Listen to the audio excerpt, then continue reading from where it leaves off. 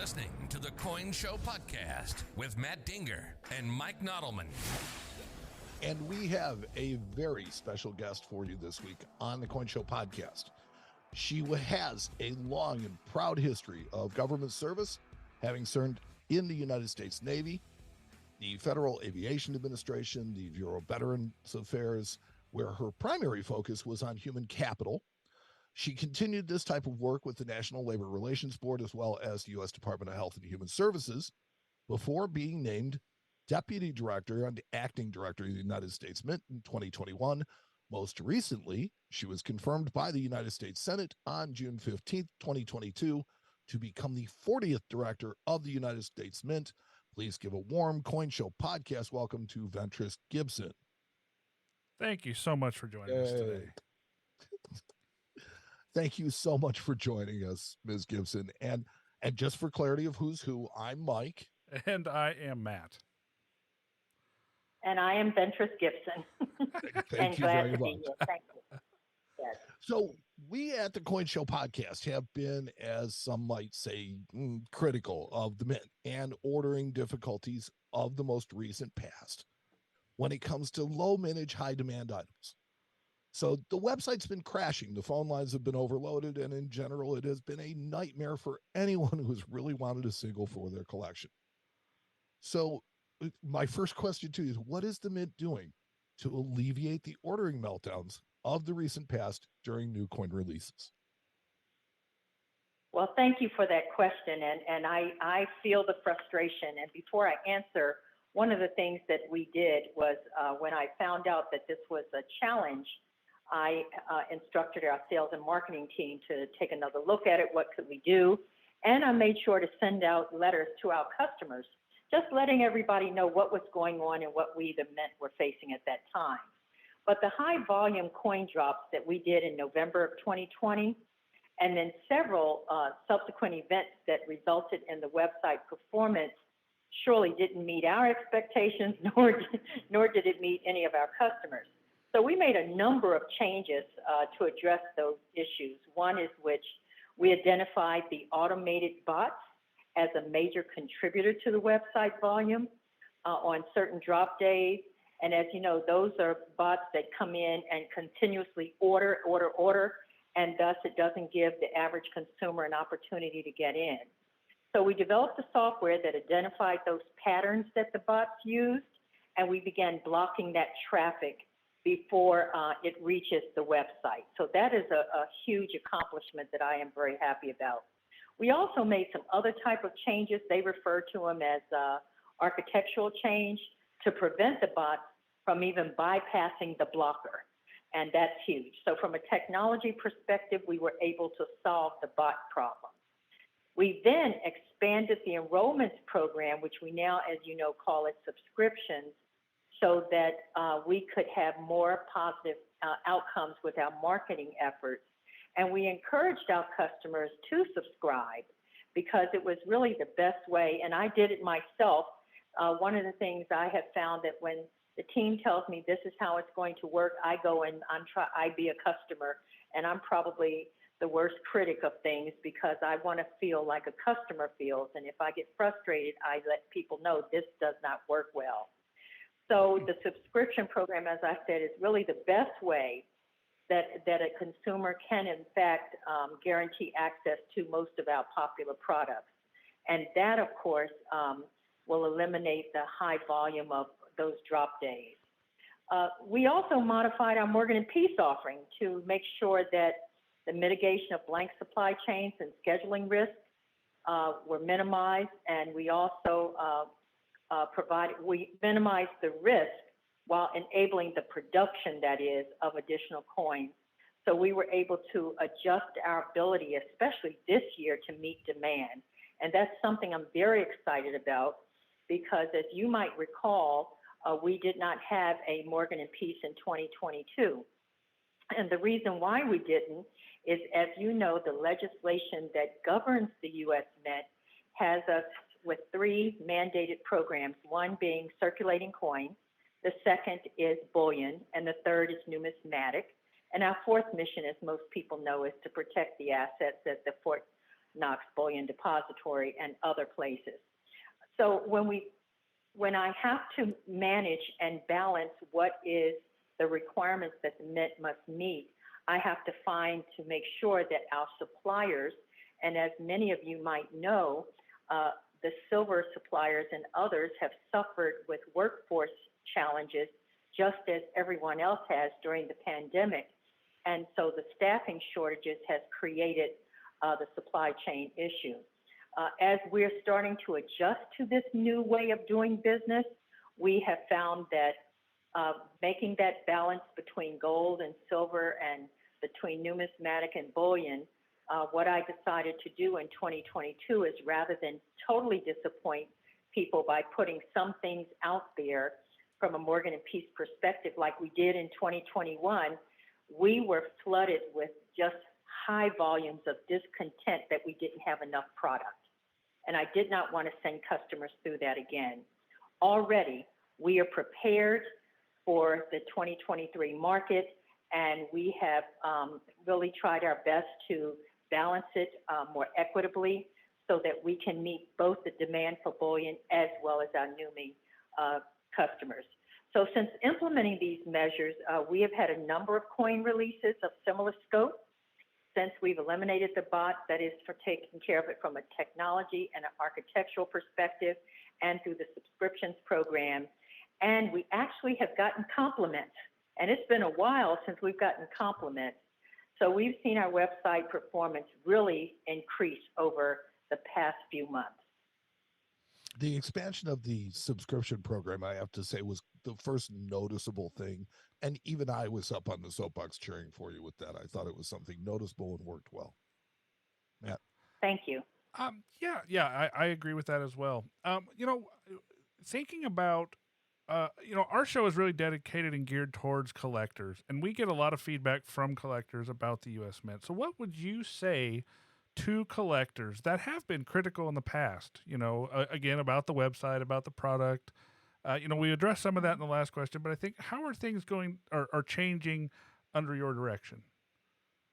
Oh my, that is a great question, because I get excited. I think I shared that when I was in Chicago with you all, that first and foremost, one of the things, if you don't mind, I guess this is kind of like the magic wand.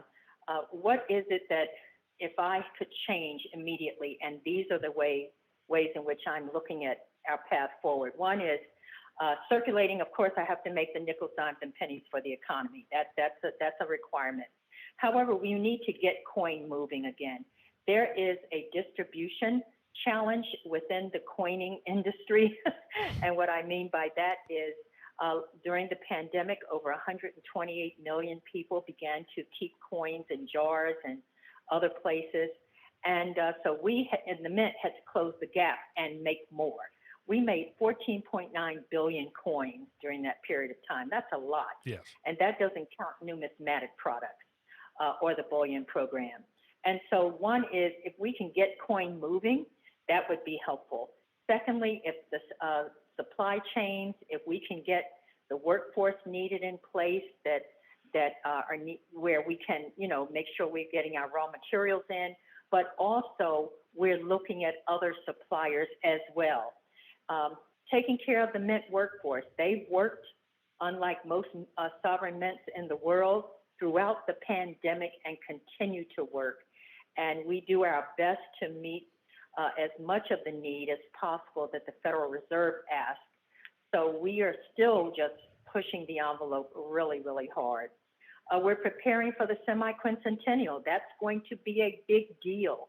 That's the 250th anniversary of our country in 2026. So stay tuned for some products that will come in advance of that and that will showcase that year. Connecting youth to coins.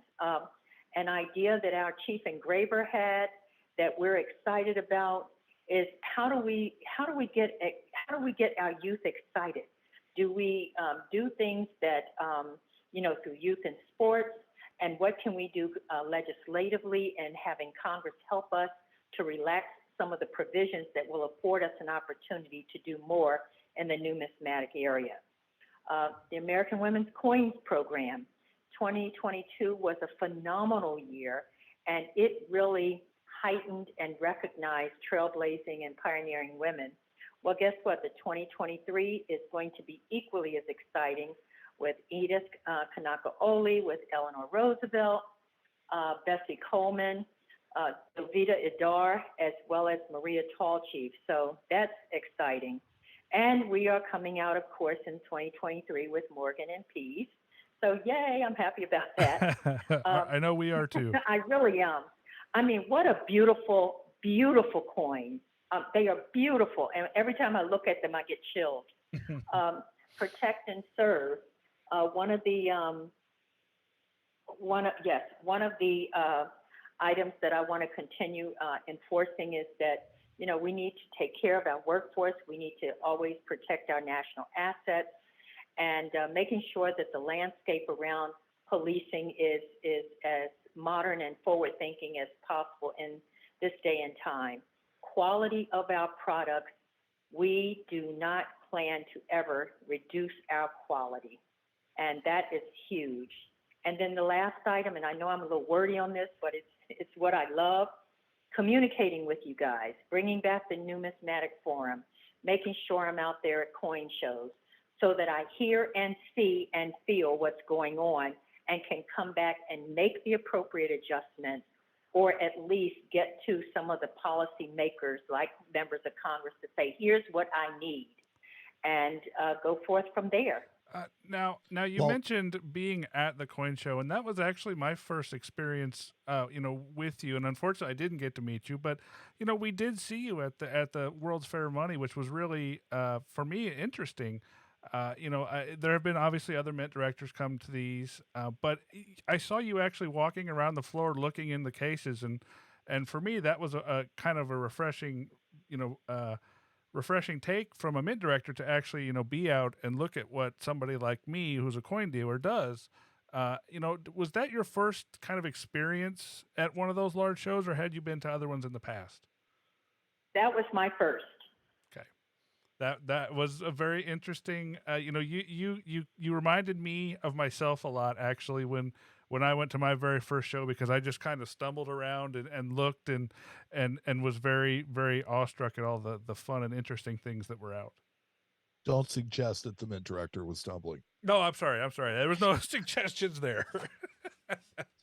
But Director Gibson, the fact that you are out in the public just a little bit more than previous, I have to say I appreciate, the fact that you've agreed to come on here with us. We've been doing this for almost 13 years, and you are the first mint director. I mean, we've had lots of other people on, but you're the first actual mint director that's agreed to come on. So I salute you for that. Well, I tell you what, and thank you for that. But this, I have family members, an uncle who is a collector. And over the years, I always tell this story because it is just something to me. And this is more about a quarter than anything, but it started my interest in coins. But when I have 5 brothers, and when I was a little girl, my uncle would come to visit us, and he would give the boys 50 cents each and would give me a quarter because I was a girl. And even then, my father laughed because he said to me, he said, well, when I tell you good, better, best, never let it rest until you're good, it's better, and your better is best. You took me seriously because I went in the room knowing when the next time, his name was Uncle Steve, when he came over, I combed my bangs back and gave the appearance of flat hair like my brothers. And so when he felt my head, I'm sorry, he was sight impaired. That's the reason why he would just feel our head. Okay. And he gave me 50 cents. And then when he found out that I had dubbed him, he says, well, you deserve the 50 cents. So there you go. But that was my first real experience. The Kennedy, any of these coins that we have just, from commemorative to even circulating means so much to me. And for me to come out of retirement and do this, it's an honor and a joy. And I just look forward to what else can I do, to really continue with either the current template for commemorative coin programs or a new template. What do we do? How do I see us in 10 years? Yeah, I mean, and that's we really do talk about. And I know we have actually been critical in the past of the Mint, and sometimes it was deserved, and sometimes I think that I think that for me at least, I really am hopeful for this because you and just taking the time to talk to us, but also giving us, a look into what drives you, I think is really refreshing to me as somebody who just kind of watches from afar. But I really am hopeful, and I really am glad that you decided to come join us. So thank you so much for that, Mike. Do you have any other questions you'd like to ask the director? Sure. I'm loaded for bear. Go for it. Ms. Gibson, would you be inclined to do another program for collectors like the W Mint America the Beautiful quarters that they did in 2019 and 2020? Well, let me do this. I'm not going to say no because I do have to confer with others. And so I make a commitment that I will definitely check and let you know for sure. Okay. Are you aware of the program? Are you familiar with what the Mint did in 2019 and 20? I know of some in 2020, but not 2019. That's why I want to check before I commit myself. So what the Mint decided to do. I know we put W's, right? Right. They minted. Yeah, are you talking about when we put W's on? Correct. They minted 2 million of each design at the West Point Mint and just put them into circulation. They didn't put them into sets. They didn't make any option that you could just buy them. You had to look in your change for these. And that in and of itself really drove a lot of collector interest. Yes, I'm familiar. Okay. So would you be inclined to do another program like that? Well, I will check into it because we have so many ideas about that are coming in about that, kind of like a treasure hunt. That's Yes. So, no, it was the Great American Coin Hunt that basically inspired that. Yes. I will definitely look into that for sure. I think that would be phenomenal, especially if we advertise it with our youth. Oh, yeah. Well, I read an interview of yours in CEO Magazine where you said that the power of money brings people together. How do you intend to incorporate that in your mission as the Mint Director? So when you think about what we say, connecting America through coins, one of the things that I've done, in fact, the job just closed, where I'm hiring a community outreach specialist. And this is where we want to reach out to the community, especially the unbanked and underbanked, reaching out to our youth, enhancing our education program that we provide for schools, et cetera. And last but certainly not least, doing public service announcements and other type of announcements, the marketing, to make sure that people know the value of coins, making sure they know just the pure joy and the passion of looking at some of the beauty that comes from the commemorative coin collection, and that it's an investment in and of itself. Mm-hmm. I was sharing with my son, I said, I gave him a coin, I'm not going to specify because I think that wouldn't be fair, but I gave him a fairly pricey for he and his wife's first year anniversary. And I said, if you keep this coin for at least 10 years, here's what it would be worth. If you keep it longer. And before throwing that penny out, look and see what the date is. And so I've gotten them excited about it. And that's what we want to do. We want to make sure we get the word out, that we create excitement around numismatics and create new coin collectors because it certainly is our livelihood. But more importantly, it's when I talk with the employees, just last week, I spent a full shift being a coin presser, and I ran 6 presses.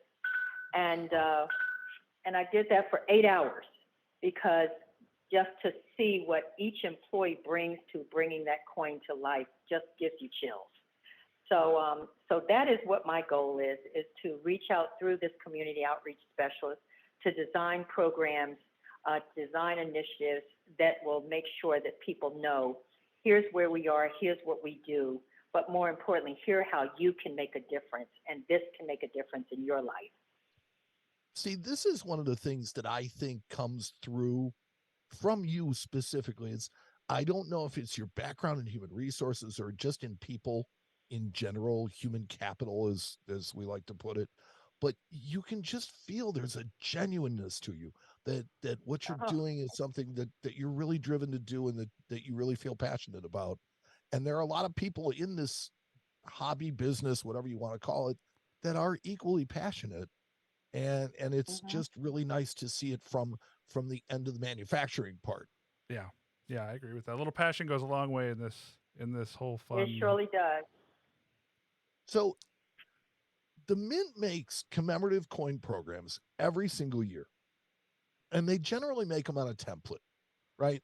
They make 50,000 $5 gold coins. They make 400,000 silver dollars and 750,000 clad half dollars. Is this a template that you think is good going forward, or something maybe that should be re-examined? Where certain bills, like I think it was the Krista McAuliffe bill, where it was only made in a silver dollar. And I Yeah, yeah, understand that legislation is going to inform a lot of what you make, right? Because if they legislate it, you have to make it. But is that's there right. Mhm. a recommendation to legislators creating specific commemorative coin bills that says it's okay to not mint the clad halves for a specific issue, or to not mint a gold coin in some cases? And would that be beneficial? Would the mint make a recommendation like that going forward to allow the mint to manufacture commemorative coins in numbers that are really closer to actual demand? So that is such a good question because, as you know, and I think for the listeners to have this just very brief couple of sentences that I'd like to share on the Commemorative Coin Reform Act, it was established that the structure for the modern commemorative coin program exists. So Congress really individually passed a law for each coin program, and it specifies what the theme should be. It specifies the availability of coinage, that is a combination of gold, silver, and clad, the mintaging, surcharges per coin, the recipient organization, as well as the time period that the coins are minted and issued. And as you know, only those are minted and issued each year in accordance with the law. So, and right now they only authorize 2 commemorative coins per year. So our Office of Legislative and Intergovernmental Affairs here, we've been working diligently to make sure we maintain an open and ongoing communication with Congress. Now, a new Congress will probably be coming in January. Regardless of what the outcome of the elections are, you still are going to have new members, and so it is our responsibility to educate them. But one of the things that we have been tasked with doing, and when I say we, meaning all of us in the Mint, I've tasked the leaders with thinking about, and the Secretary has given us, full license to take a look at things like alternative metals for circulating coins is one that would make sure that seigniorage is you make a penny and it's 2.1 cents to make a penny. So that's one. But what other initiatives can we put forward, the U.S. Mint through Treasury, to the Congress that will make numismatic and other programs a little more widely available and give the Mint a little more flexibility in doing so? So I hear you very loud and clear, and we're looking at what else can we do to make our lives easier when it comes to numismatic products, and also to meet the demand and the need of the public. Now, I can't guarantee the outcome because I don't control Congress, but I'll give it a good try. Well, that's all we can ask for. Good luck on that one. Yeah, right. But one of the things in my former life in various federal agencies, the relationship with Congress is very important. And in my confirmation hearing, that was one question: will you work with Congress? And the answer is absolutely, and without a doubt. So if there's anything I can do to enhance the relationship with the members that have a say in this regard, I certainly will do so. Well, Director Gibson, just one last question before we let you go here. Are there any exclusive news that you can share with us about any upcoming products or events? Well, the only upcoming event, which is non-numismatic, is the rollout of the Anime Wong coin, quarter specifically, and that's going to be with Paramount in Los Angeles in November. So that's exciting. Ooh, that's cool. But we do have some other things on the horizon, but they would beat me up pretty bad if I was to share it. Darn it, I Come on, tried. no scoops for us. I tried, darn it. I gave it a shot, but that's okay. yes. Okay, so Okay. I have one final question for you, and then I promise we will let you go. And that is, first, thank you so much for being here. We'd like to offer this to you anytime if you would please come back and answer some more questions for us. We'd also like to offer it as a forum anytime that you have a message that you really want to get out to about roughly 3,000 people. Just kidding. That you'd feel comfortable coming back here anytime you want. Thank you. Thank you for the invite, and I appreciate that. That is Ventris Gibson, the 40th Mint Director of the United States. Thank you so much for being our guest. Thank you. Have a great day. You too.